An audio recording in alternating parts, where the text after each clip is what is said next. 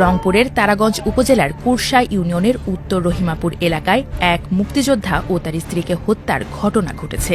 নিহতরা হলেন মুক্তিযোদ্ধা যোগেশ চন্দ্র রায় ও তার স্ত্রী সুবর্ণা রায়। ৬ ডিসেম্বর শনিবার দিবাগত রাতে তাদের নিজ বাড়িতেই এ হত্যাকাণ্ড ঘটে।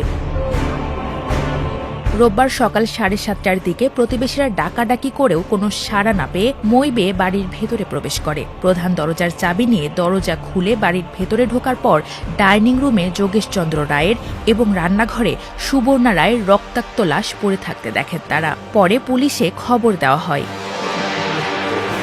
প্রত্যক্ষদর্শী দীপক চন্দ্র রায় জানান, তার পরিবার ৪০-৫০ বছর ধরে যোগেশ চন্দ্র রায়ের বাড়ি দেখাশোনা করেন। তিনি প্রতিদিন সকালে কাজ করতে সেখানে যান।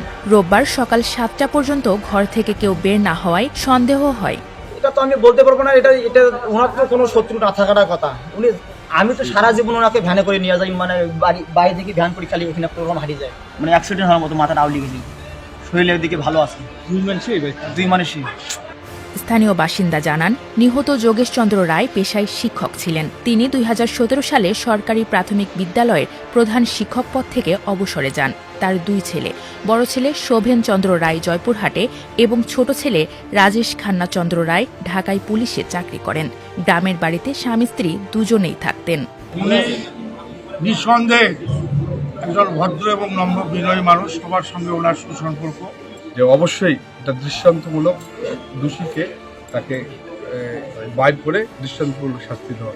এই মুক্তিযোদ্ধা নির্মম হত্যাকাণ্ডের বিচার ২৪ ঘন্টার ভিতর যেন যারা আজকে কেন্দ্রে আছে তাদের কাছে আমার এই বিচার, তা না হলে আমরা গ্রামে গঞ্জে কিভাবে রাত্রি যাপন করব এইরকম যদি মুক্তিযোদ্ধাকে নির্মমভাবে হত্যা করে। সকাল 10টার দিকে ঘটনাস্থল গিয়ে দেখা যায় হত্যাকাণ্ডের খবর ছড়িয়ে পড়ায় এলাকায় শোকের ছায়া নেমে এসেছে। আশেপাশের বিভিন্ন এলাকা থেকে বহু মানুষ জমায়েত হয়েছেন। খবর পেয়ে পুলিশের দল, উপজেলা নির্বাহী কর্মকর্তা মোনাব্বর হোসেন এবং মুক্তিযোদ্ধা কমান্ডার আলী হোসেন ঘটনাস্থলে উপস্থিত হন। ঘটনার রহস্য উদ্ঘাটনে তদন্ত চলছে। এলাকায় খুব সম্মানীয় ছিল, তাই না? আর আরো বয়স্ক, তাদের সাথে আমরা যতটুকু কথা বলার সেটুকু বলেছি। এরপরে তাদের সাথে তারা একটু ফ্রি হলে তাদের সাথে আমরা আরো ডিগ্রি কথা